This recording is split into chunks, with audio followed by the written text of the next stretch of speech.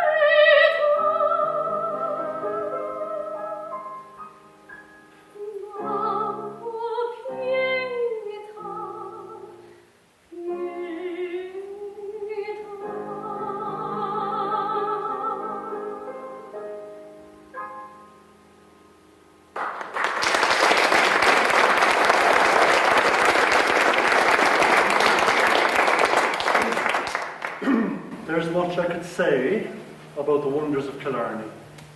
For example, on the way into Killarney there's a petrol station when you get a very nice chili chicken wrap, and I've often gone there even when I haven't needed petrol, and I'd urge any of you to do the same if you're passing by. I got drunk there many times as a young man, but on the subject of the main attraction of Killarney I have to remain mute, and this is in deference to our maestro, this evening's celebrant I suppose you could call him, James Joyce, who said that it would be an impertinence to praise the lakes of Killarney. If ever there was a non-barbed compliment, that must be it. Because in his subtlety and in his range of verbal expression, he probably gave Killarney the greatest compliment, or the lakes of Killarney the greatest compliment they ever did. Slightly ironic, given the fact that the poor man himself has been very badly served by his advocates. The Grand Canyon doesn't need any advocates, and I don't think we have to be reminded of the wonders of the Matterhorn or any of the world's great natural features. And in the world of culture, civilization and reading, James Joyce pretty well combines them all as far as I'm concerned. Yet, we have people who have made a living and a hobby and a life study of things that, as far as I'm concerned, aren't very important at all, as in what part of Ulysses is connected up with the Odyssey at this point here, or what the cabby shelter means, or all that kind of academic study. Not that I'm not against academic study, but it seems to me that when you're dealing with Joyce, you're dealing with something that far evades any kind of rational analysis, any kind of rational inquiry. You're actually dealing with somebody who has created a world in language that goes beyond a description of the world to which it refers. In other words, his Dublin isn't real. His Dublin is Joyce's Dublin, rendered poetic, brought up into a reality that we can only glimpse and grasp at occasionally in our everyday lives. In other words, we're in the presence of a magnificent, world-changing poet when we're dealing with James Joyce. There are very few people of that calibre, and unfortunately, he doesn't often get that kind of simple praise. It really is an impertinence, in fact, to praise James Joyce. However, the one thing that I think about him, apart from the fact that he can create a whole world in his own right, is the fact that his whole world is a divine comedy. That there's a comic vision actually infusing everything that he does. So that everything that is base and everything that is trivial in our eyes is just as important to him as it is to all great seers, as the great abstractions and grandeurs of the world. Typical of the man then, that his party piece was a work of earth-shattering importance in the history of European music.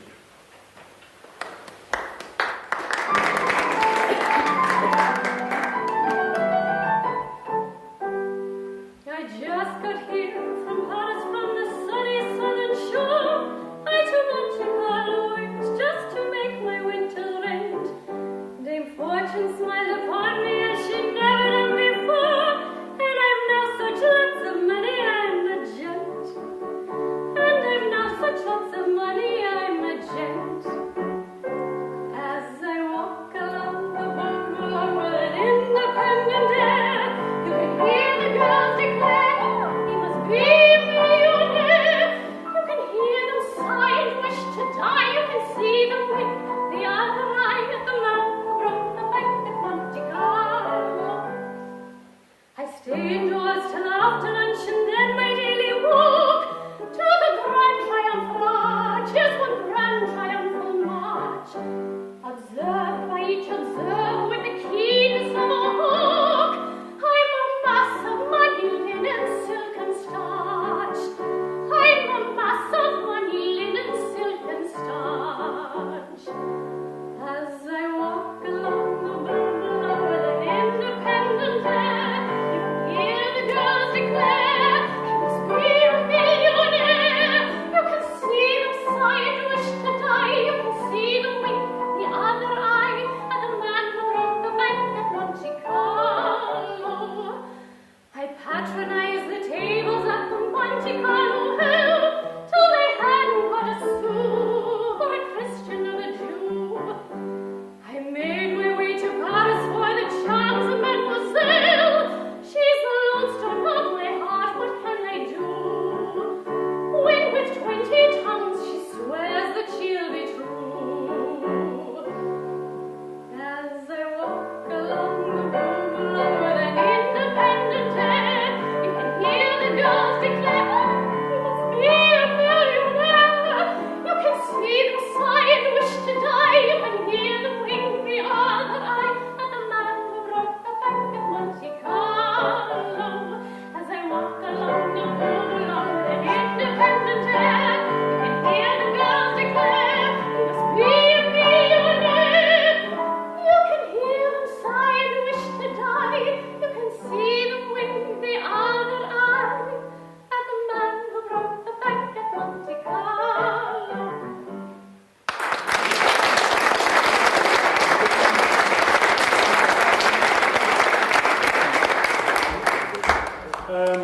Noel Coward, who had the double misfortune of being English and not anyway as good as Oscar Wilde, who really was a kind of a fifth-rate version of, spoke of the strange allure of cheap music, which I would consider a magnificently snobbish remark, but which somebody like James Joyce would have no time for at all, in my opinion, because he could see that this popular music and the finest productions of the classical tradition were really just two sides of the one coin.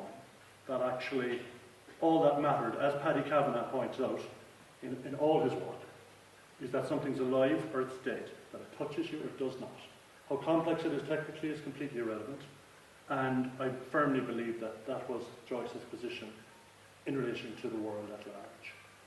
He had a personal music which went way beyond the pedestrian ideas that he was a singer, or that he enjoyed this opera or that parlour music appears in The Dead, or that old Bloom has a great time in the pub on 4 o'clock in the afternoon in the Sirens episode. That music is a music that actually goes deep into his own personality, in my opinion, and actually bodies forth his relationship to the world at large in a kind of a signature way. Now, different writers have different signature musics. This would be one. Mr. Harold Finter? The King of the Pulse. The Sound of Silence. Thank you very much for that wonderful performance.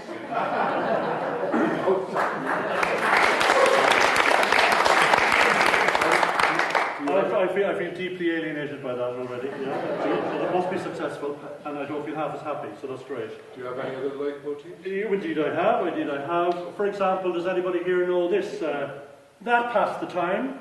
It would have passed anyway. Samuel Beckett. I was going to give a performance as Cecily and Gwendolyn, but I decided I could not skip because there's only so much you can take. And of course, my own favourite line in all literature, which is, "Excuse me, sir, I mistook you for a joint stew." King Lear. Just after his own personal anguish about the nature of reality, about man's place in it, about the fact that the world really was decomposing as his own personality was decomposing, he happened to bump into a guy in the hovel, good old hovel, and he said, sorry about that, I'll stop and see you there. Basically was the line. So that magnificent combination of comedy, tragedy, epic vision, and the ability to note in the everyday and in the moment some detail that humanises and renders everything rooted as well as sublime. So, as I say, all of those guys had their own personal music. The music of the Irish countryside, as you know, if you stand outside a bar on a Saturday night, is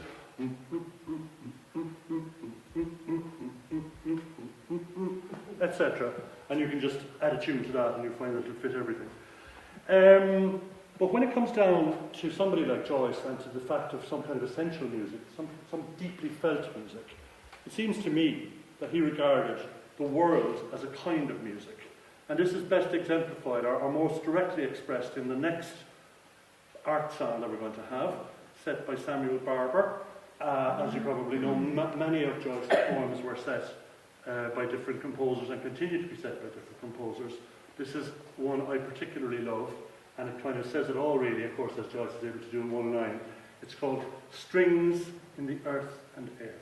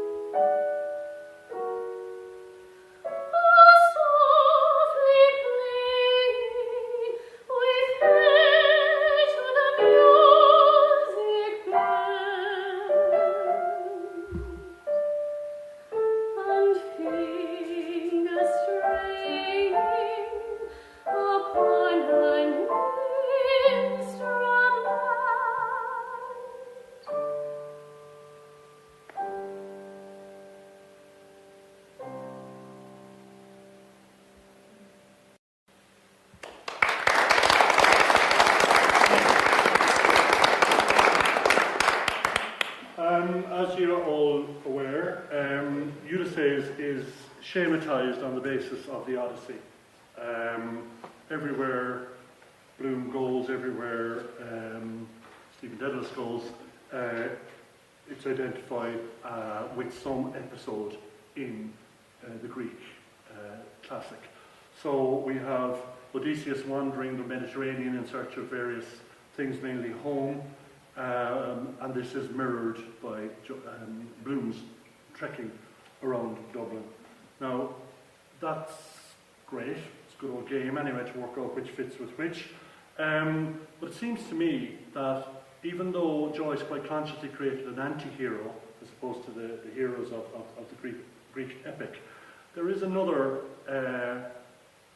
what would I call it, a journey, I suppose, a voyage which was taking place, and which serves, in my opinion, as a better exemplar for Bloom's journey and for Bloom's spiritual progress in Ulysses than the Odyssey itself, which is full of achievement, which is full of drama. This is a story of suffering. This is a story of great endurance and the release of the spirit through suffering, which, you know, if I had to sum up what I thought Ulysses was about, that's what I think it's about. And because I'm so particularly interested in the relationship between this narrative and what Bloom experiences, I've kind of indulged myself by asking Ted to read the introduction to a book which is called The Marvelous Adventure of Cabeza de Vaca. I don't know if anybody knows. It's about a Spanish conquistador in Florida who got lost and basically wandered the continent. In that strange geographical adventure, I think you'll see very obvious links to Bloom's adventure, and it relates to some of the stuff I want to talk about later on. So Ted, at your leisure, you might oblige us there. Thanks.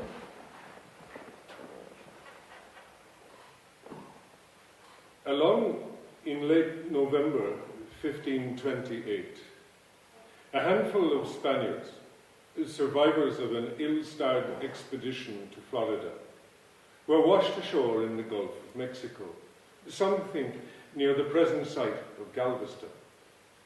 One of these men was Núñez Cabeza de Vaca, 38 years old, the lieutenant of the expedition, an adaptable man with some secret of growth in him. Despite the privations he had endured, this Núñez led 2 other Spaniards and a Moor on a journey across the entire continent, barefoot and naked, which occupied them 8 years. After he reached Mexico City, Núñez wrote a letter to his king, relating what had befallen him. It begins as the usual story of a European adventurer who leaves home to exploit people. But Núñez, little by little, finds out that people are his brothers and sisters, and feels genuine concern for them. Stories require the right audience, and he seems afraid that His Majesty might not be interested in what he has to say, for it is the story of a disaster in Spanish colonial history and in the king's personal finances. In the world of the individual, nonetheless, it is a story of triumph, however lackadaisical the manner of its telling. My account of Núñez is not the account he sent the king, apart, of course, from the actual facts, but I believe it to be the account he wished to send the king. I preserved the core of his narrative as translated by Fanny Bandelier, and I tried to show what, quite plainly, was happening to the spirit of the man. That is, I allow him to speak as though unafraid of his king and his times. I wish him to address us 400 years later in this world of ours, where human relation is still the difficult problem and exploitation the cancer. Núñez found the limitless within the narrowly limited. He helped when he had no means of helping, and gave when he had nothing to give. So what is interesting is that at a certain point he ceases to be a historical personage and becomes a symbol. If he were alive today, he would be free to bring into the open the inwardness of his adventure. Thus he would greatly concern the present Western world and our entire human world for we are his proper audience. In his emergency, Nunez slides out of theories and prejudices which unfit one to live on. Possibly the capacity to survive depends upon courage of spirit to accept one's fate. Possibly also, danger can be a real benefit to the physical man. Nunez was remarkably flexible. He had what seems unlimited courage, unlimited strength. To him, life itself was not different from hardship and danger. Life was these things, and they are what make life good. His plight was hopeless, but he set in motion a train of thought and action which saved him. My attention wanders from the perfunctory narrative to the thing he refrains from confiding to the royal ear. That thing is a mystical feeling about the increase of life in a man from effort and from taking thought of his fellows. The weather-beaten explorer of the 16th century, lost in a thorny land among copper-coloured savages and facing a blank future, discovered religion to be a reality of which he had never dreamt. His effort, his feeling for others, take novel paths, but underneath, quite apparently, lies an ageless and universal experience.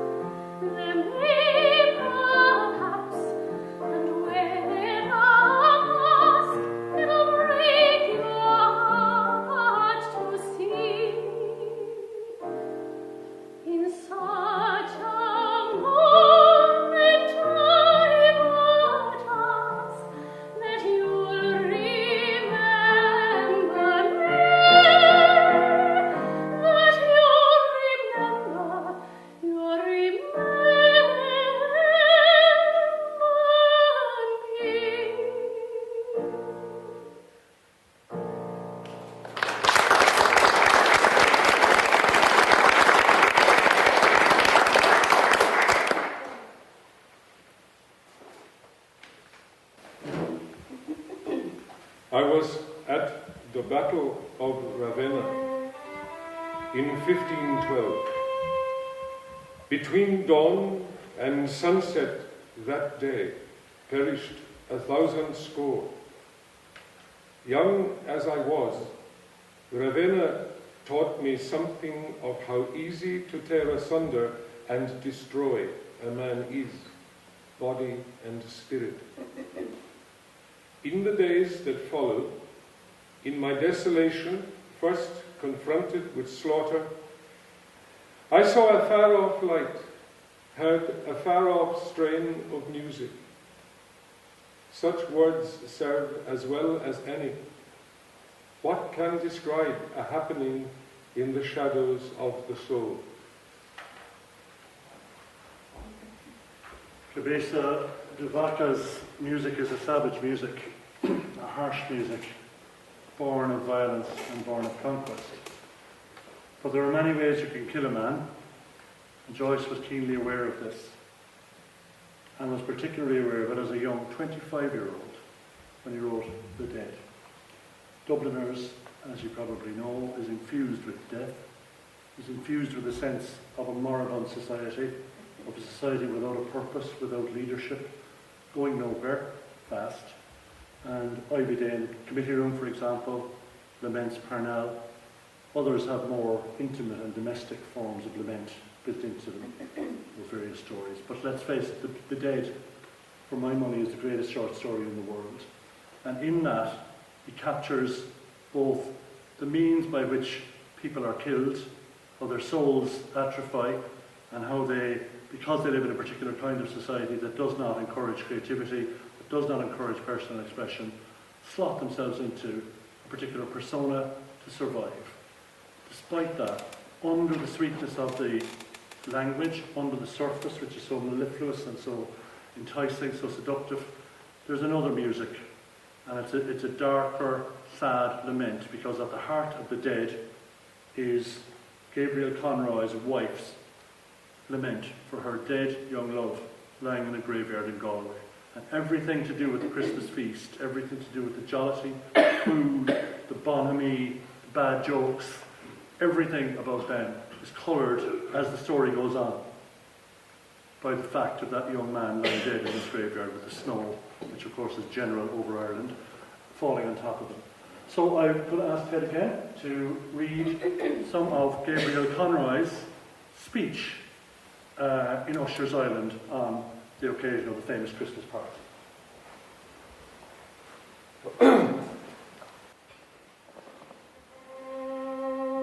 Ladies and gentlemen,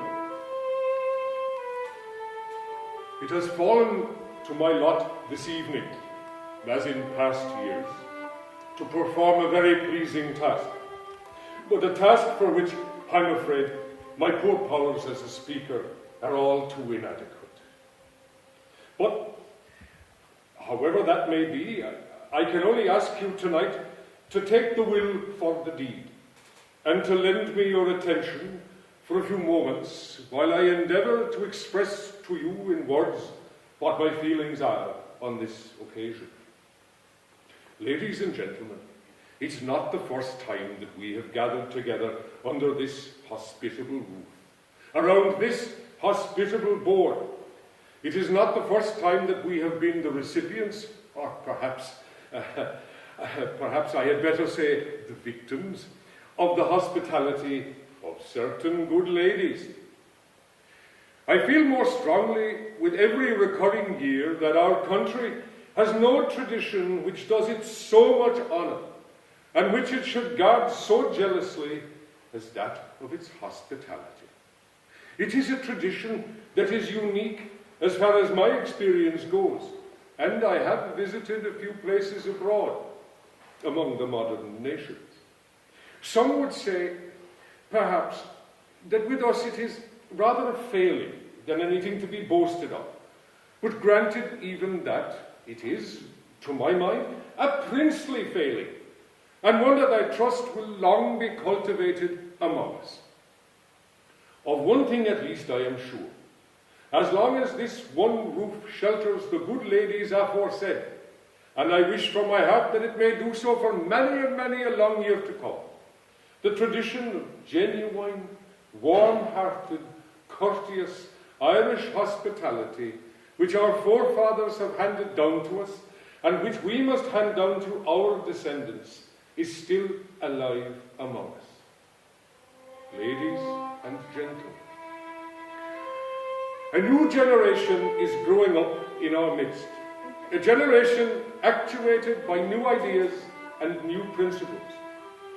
It is serious and enthusiastic for these new ideas, and its enthusiasm, even when it is misdirected, is, I believe, in the main sincere.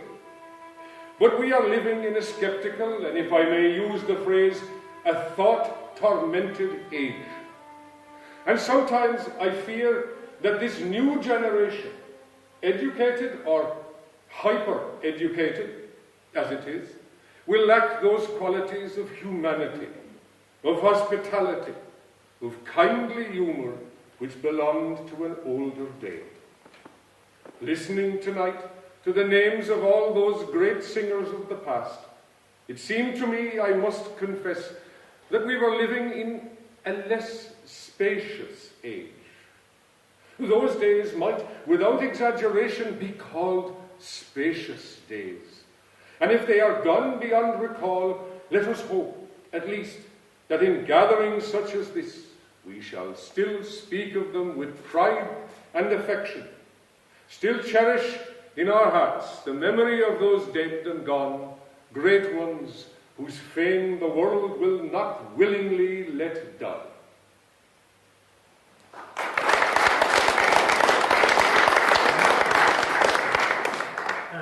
Gabriel loves himself anyway, and thought tormented was a terrible trouble too. He wasn't sure whether he used that or not.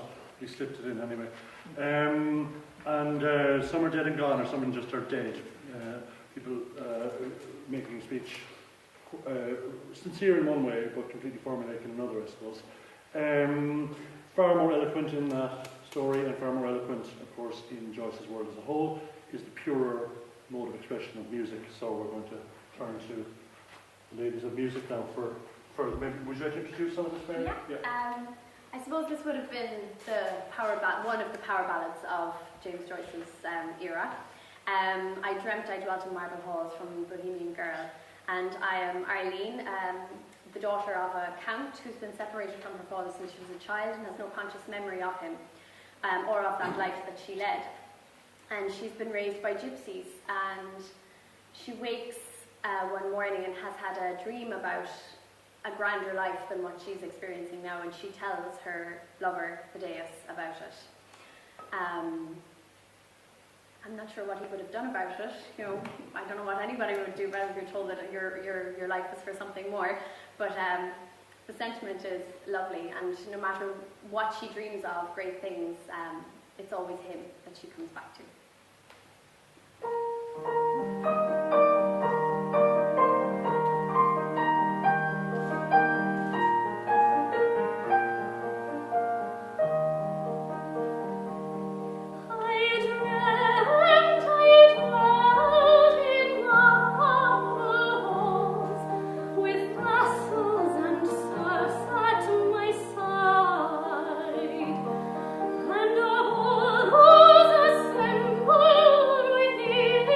Those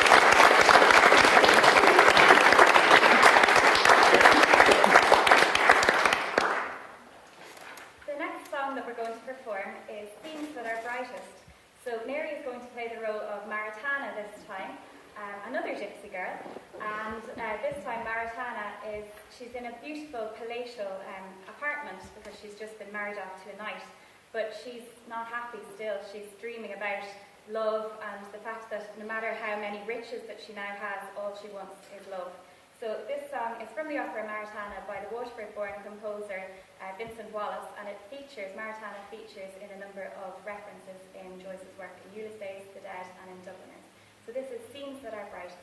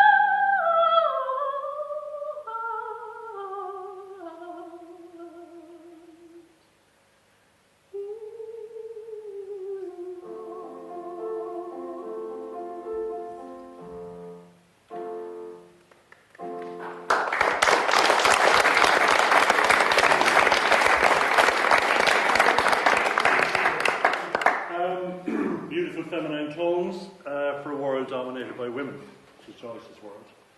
A matriarchal world, a world full of improvident, garrulous, alcoholic men, men of dubious sexual mores and general undependability, and women who are forces of nature in many ways, different kinds of forces of nature. We all know that Molly Bloom is well, the feminine principle at its most potent. But in Joyce, there are very few examples of the powerful male figure. His own father, as we know, certainly didn't justify that description, nor did Simon Dedalus, who's based on him in Ulysses. But strangely, Joyce, like a lot of people of his era, just as the French were obsessed with Napoleon, was obsessed with Parnell, Mr. Parnell, as he liked to be called. Now, as a lot of you probably know, Parnell was an extraordinarily complex figure, deeply inflexible, proud, arrogant, very bad speaker to start with, who trained himself to be a good speaker, he was left in a drawer by his mother apparently for a whole afternoon when he was a baby. Whether that affected his development or not, I'm not sure. But she forgot all about him anyway and left him there. And on his wedding day to Kitty O'Shea, he spent some time laying blocks with some block players that they actually met on the road as they were coming from their wedding. So he was a pretty strange kind of a character. His horse was called Emperor. And it would be my view, and I wouldn't be alone in this, that we probably had a pretty good proto-fascist emperor in the making, in fact, in our lost leader. Whatever about that, the reality is that he exercised control, some historians say quasi-magical control over the imagination of the Irish people. He was scion of a family which included Charles Stewart, after whom he was called, who was, of course, an admiral in the American Navy, which defeated the British Navy in, I can't remember the war in particular, but he was well used to beating the Brits, essentially. And so he had no sense of inferiority, no sense of deference whatsoever, and took on the British establishment and the British ruling class at its own game. He had their manners, he had their comportment, and he had the measure of them, basically. And he was also a highly skillful operator, as we know. The tragedy of Parnell obviously affected the whole, well, it affects us today. But Joyce, in story after story, in dealing with fathers and sons in the National Library, etc., in that episode in Ulysses, there's constant reference to a father of the nation who's lost. So, even though Joyce would never have heard this song, and even though it's not normally done in circles such as these, it's more of a folk song than anything else, we decided, because it's such a pleasing air, and because it symbolises so effectively the actual role that Parnell plays in our imagination, to sing Avondale.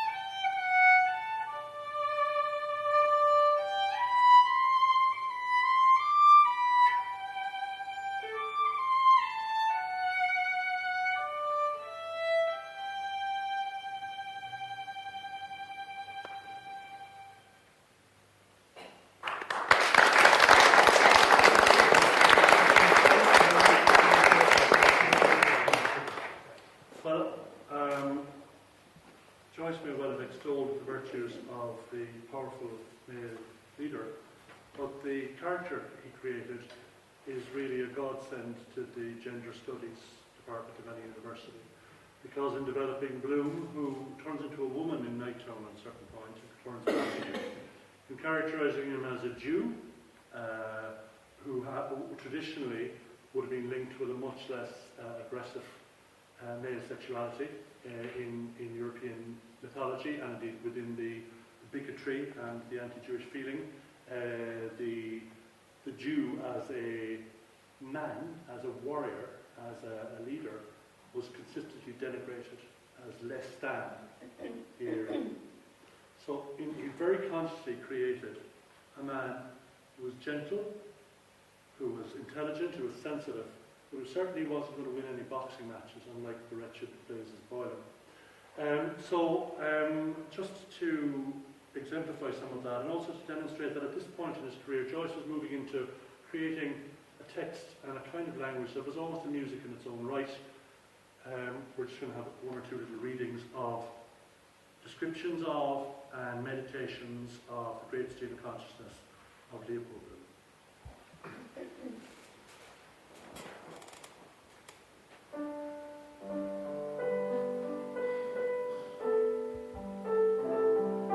Olives are packed in jars, I have a few left from Andrews. Molly, spitting them out, knows the taste of them now. Oranges in tissue paper, packed in crates. Citrons, too. Wonder is poor Citron still alive in St. Kevin's parade? And Mastiansky with the old Sither. Pleasant evenings we had then. Molly in Citron's basket chair. Nice to hold, cool, waxen fruit. Hold in the hand, lifted to the nostrils and smell the perfume. Like that, heavy, sweet, wild perfume. Always the same, year after year. They fetched high prices too, Moisel told me. Arbutus place, pleasant street, pleasant old times. Must be without a flaw, he said. Coming all that way, Spain, Gibraltar, Mediterranean, the Levant, crates lined up on the quayside at Jaffa, chap ticking them off in a book. Navvies handling them in soiled dungarees. There's, what you call him, how do you, doesn't see, chap, you know, just to salute, bit of a bore. His back is like that Norwegian captain's. Wonder if I'll meet him today, watering cart, to provoke the rain, on earth as it is in heaven.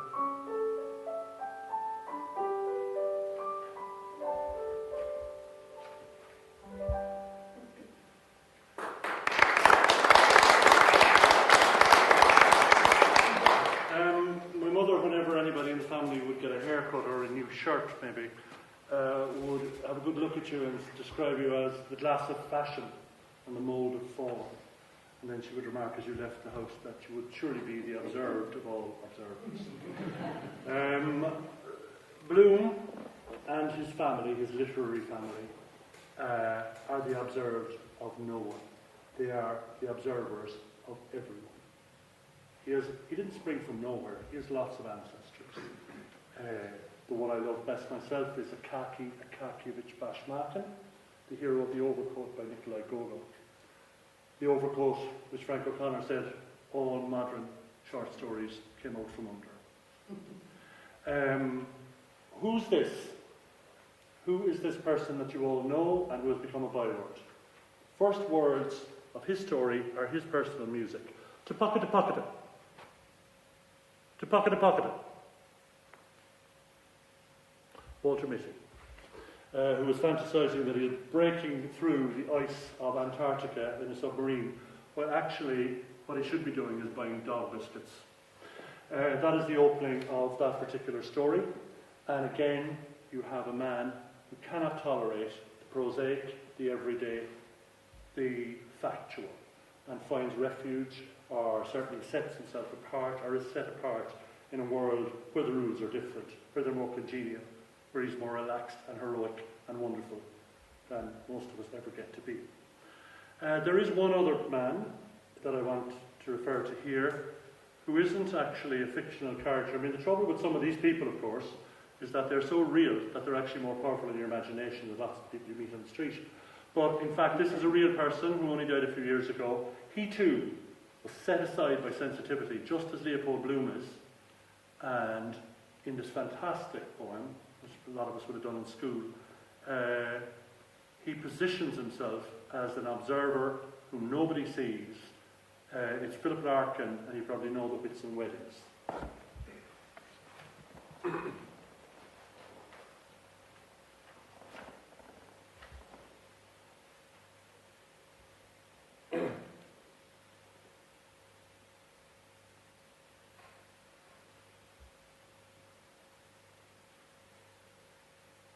All down the line, fresh couples climbed aboard.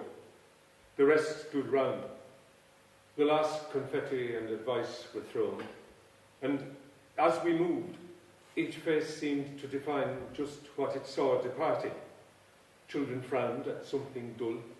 Fathers had never known success so huge and wholly farcical. The women shared the secret like a happy funeral, while girls, gripping their handbags tighter, stared at a religious wounding. Free at last, and loaded with the sum of all they saw, we hurried towards London, shuffling gouts of steam. Now fields were building plots, and poplars cast long shadows over major roads, and for some 50 minutes, that in time would seem just long enough to settle hats and say, "I nearly died," a dozen marriages got underway. They watched the landscape sitting side by side. An Odeon went past, a cooling tower, and someone running up to bowl. And none thought of the others they would never meet, or how their lives would all contain this hour. I thought of London, spread out in the sun, its postal districts packed like squares of wheat.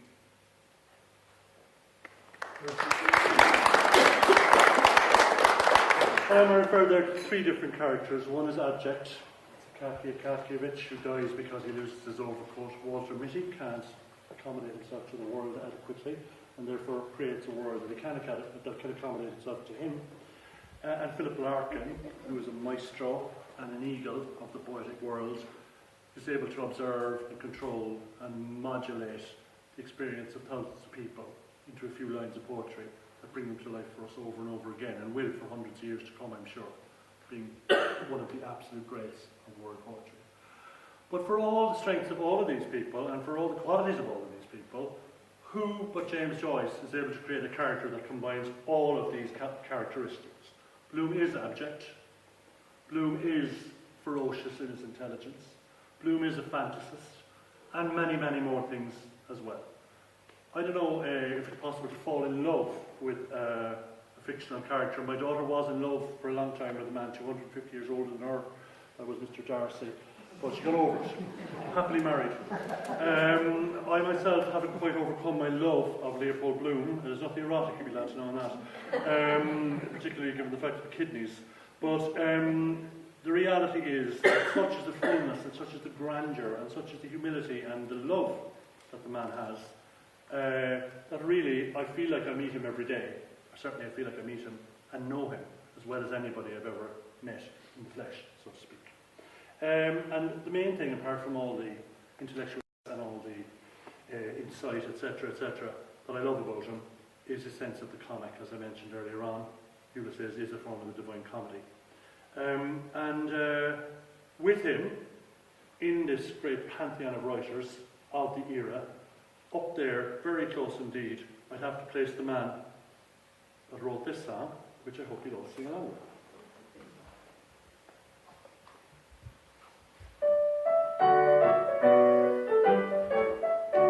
Have you heard of the flute at the town of Ballymonk? The times were going hard for him, in fact the wind was blowing, so he just sent out a native to his neighbours on and on, as to hope he got the company that evening at the ball. And when riding out, he was careful to suggest to them that if they got the hunt, it's convenient to the door. And all they put in, whenever he requested them, the better would the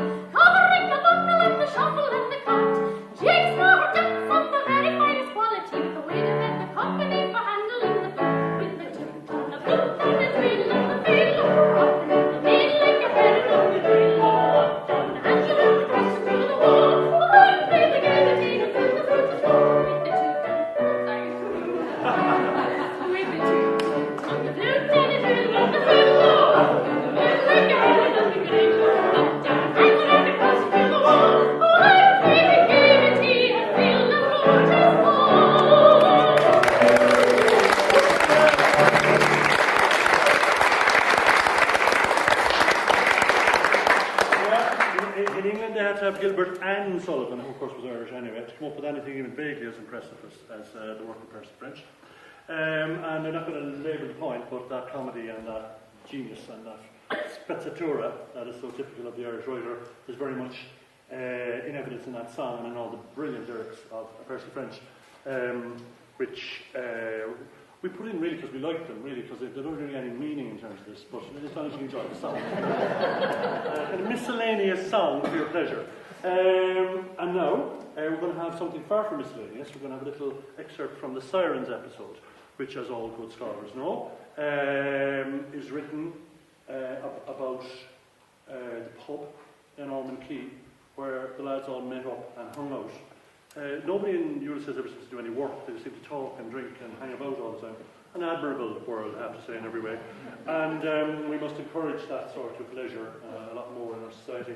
So I'm going to call on Ted to read what many people consider to be almost a pure verbal music that goes way beyond the powers of normal prose.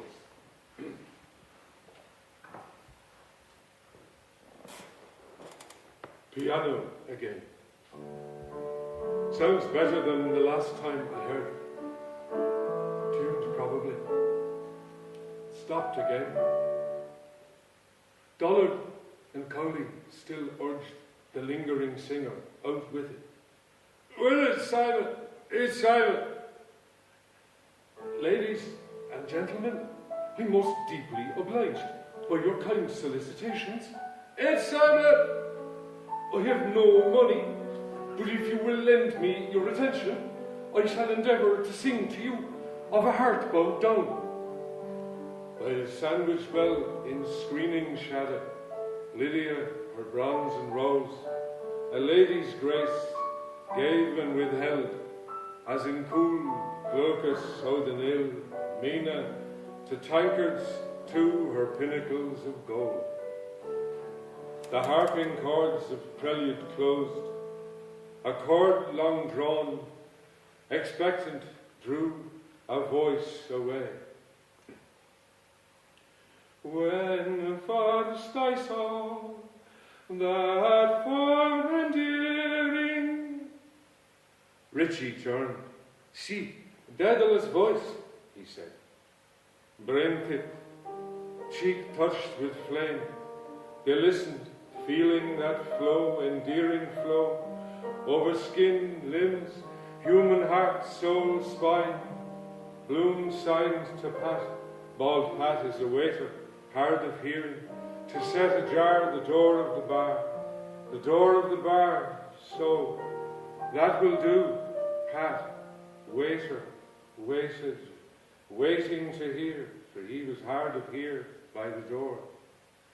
Sorrow from me seemed to depart.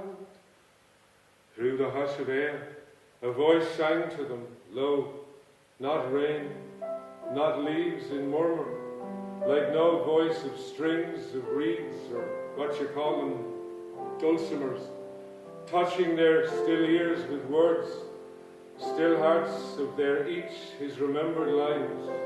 Good, good to hear. Sorrow from them each seemed to from both depart. When first they heard, when first they saw, lost Richie, Holy, mercy of beauty, heard from a person wouldn't expect it in the least. Her first merciful love soft, oft loved word. Love that is singing, love's old sweet song. Bloom unwound slowly the elastic band of his packet. Love's old sweet sonne la gold. Bloom wound the skein round 4 forked fingers, stretched it, relaxed, and wound it round his troubled double, fourfold, in octave, jived them fast. Full of all and all delighted.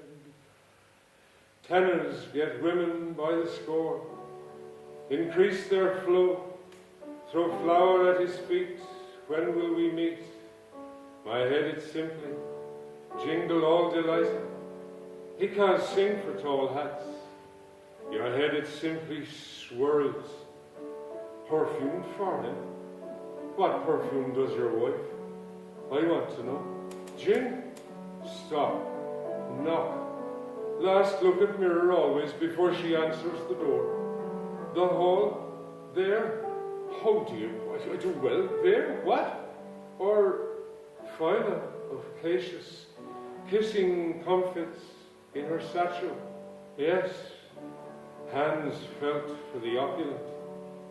Alas, the voice rose, sighing, changed, loud, full, shining, proud.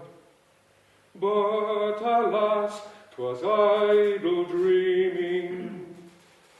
Glorious tone he still had, Cork air softer, also their brogue.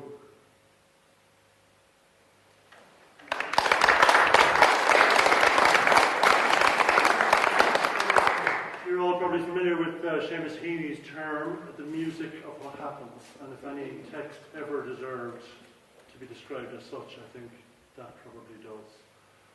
Now, we're not going to go near Finnegan's Wake. I hear sighs of dismay and sighs of relief there. Mainly because I have no idea what it's about whatsoever, and I couldn't possibly make a comment on it. If art is an elastic stretch between the maker and the one receiving, it seems to me the elastic has snapped in the case of that particular fantastic piece of world literature, which life is too short, for me at least, to get involved with. But for that reason, I want to finish with Bloom, and I want to finish with Ulysses, and to say that as far as I'm concerned, the crowning achievement of the man's career certainly is the book we're all here celebrating, in good Cork way, a day late. The essential music of Joyce, I keep talking about, seems to me to be a hybrid of compassion and humour and joviality of a kind, and sociability. We kind of all feel when we're in the company of our friends. And Declan Kuiper wrote a book there recently called Joyce and Us, where he pointed out that one of the first people that Joyce gave Ulysses to was the ticket seller at the local cinema. Have a look at that there, if you'd probably enjoy it. So, if anything might be achieved by this evening, it is exactly the same spirit as Declan Kuiper's book. Joyce is our great clown, he's our mage, he's our genius, and really we're very privileged to have such a writer. We have the equal of Shakespeare in the Irish canon, there's no doubt about it. And to finish, purely for pleasure, and because we could come up with a thesis why these are linked up, as in these would have been things that he might have heard. I'm going to ask Mary, and I want to thank them as well for their fantastic performance.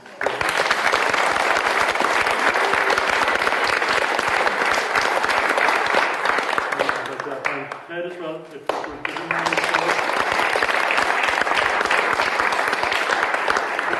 this is the first of many such events that Chameleon, a new company we formed, a cultural projects company for the city, will be presenting in the city in various venues over the next few years, so keep an eye out for us. There's a really, really important piece of world literature playing actually in the Everyman Palace at the moment, and I strongly recommend anybody with a mental age of 6 to get there fast. No comment on the audience, it's a very powerful piece. And anyway, just to finish up, I'm going to ask these two wonderful ladies here to introduce and sing and play a couple of bars. I'm going to finish up with two songs from Puccini. From the first one being not Puccini. Sorry, my first one's from Puccini, La Bohème, and it is Musetta, who's seen her boyfriend Marcello, her on-off boyfriend, as we're probably all familiar with. And she's trying to make him a bit jealous because she's gorgeous and she wants him to know that she's gorgeous, and that everybody else knows that she's gorgeous. So it's Quando Meno.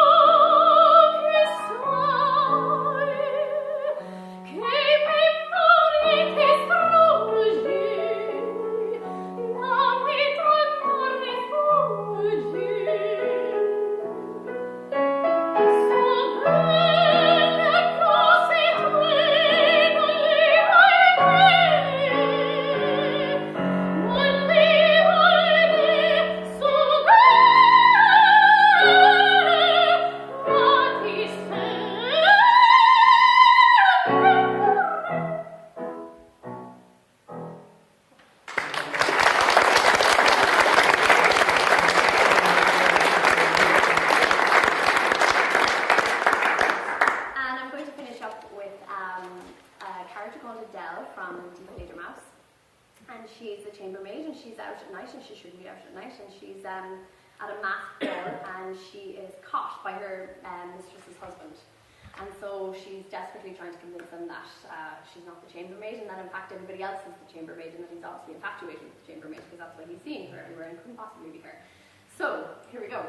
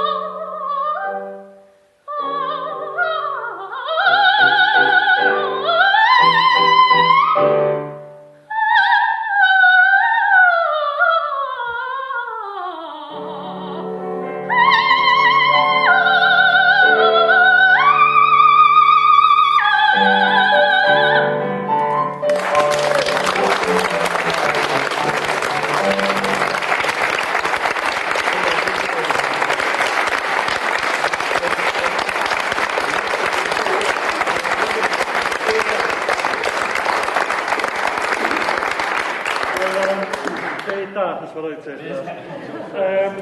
I leave the last words to the great Mr. Bloom, but just a couple of things that I just want to say before we finish. Firstly, Two Marys will be performing this in the Cobalt Cafe directly across from the James Joyce Centre in Dublin. That's a foreign country, about 150 miles away. All summer on a weekly basis, so if you do know any of those people up there, you might mention it to them. I want to say that we're deeply grateful to Liam Ronayne, not just for tonight's performance, but for the fantastic creative job he's doing here in the library. I'm sure you're all the beneficiaries of same. There are exhibitions on the front. There's fantastic reading here recently by Thomas Kennelly. There's the competition for the books. The idea of a library as a living creative space has been completely revitalised in the city by an act of leadership on Liam's part and by the wonderful support he gets from his staff and presumably their creative input too. And I think he deserves a round of applause as well.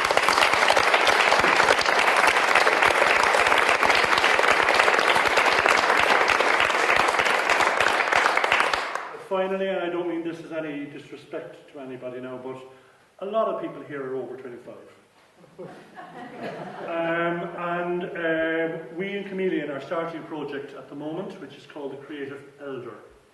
An elder is quite a different thing to an old person, as we know. An elder is a respected and powerful old person. And we are interested in, if you like, the kind of political dimension of what we do, in giving older people an opportunity not just to paint and draw and do all that kind of stuff, which is all very well, but actually to get involved in a whole range of creative activities that might have nothing to do with the arts whatsoever. And the way we're going to do that is actually by just getting people together and finding out what they want to do and then doing it. It's not very complicated. You don't really have to wait for any money. You just have to have good ideas and a positive attitude.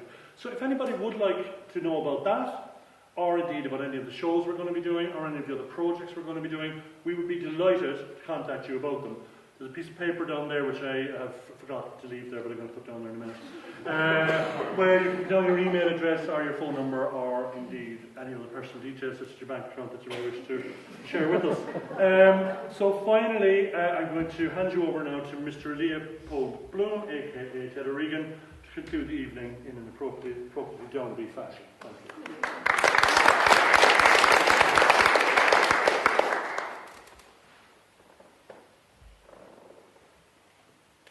Come, Bloom Council, to close the seance. Seeing that the ruse worked and the coast was clear, they left the shelter or shanty together, and the elite society of Oilskin and Company, whom nothing short of an earthquake would move out of their dulce far niente. Stephen, who confessed to still feeling poorly and fagged out, paused for a moment, the door to one thing I never understood, he said, to be original on the spur of the moment. Why they put tables upside down at night? I mean, chairs upside down on the tables in cafes. To which impromptu, the never-failing Bloom replied without a moment's hesitation, saying straight up, to sweep the floor for a morning.